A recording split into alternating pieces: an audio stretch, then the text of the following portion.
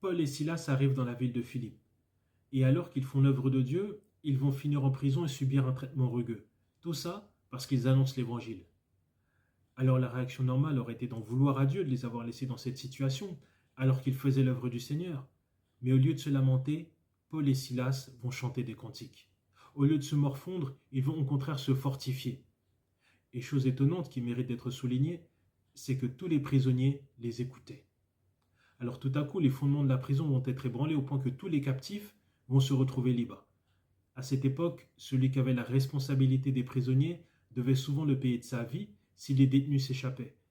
Alors le geôlier va tirer son épée pour pouvoir mettre fin à ses jours, mais Paul va l'interpeller d'une voix forte avant qu'il ne commette l'irréparable.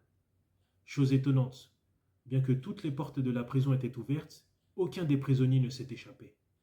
Est-ce qu'ils ont fait le rapprochement entre le tremblement de terre et les cantiques entonnés par Paul et Silas? À chacun d'en juger. Toujours est-il, c'est que tous les prisonniers sont restés en place. Maintenant, la réaction du geôlier elle est surprenante. Il va se jeter aux pieds de Paul et Silas. Le rapport de force s'est inversé. Et de quelle manière? Au coup de fouet qu'ils ont reçu, les disciples du Seigneur vont répondre par de la compassion.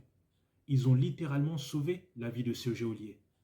Ce gardien de prison devait savoir pourquoi Paul et Silas avaient été jetés en prison.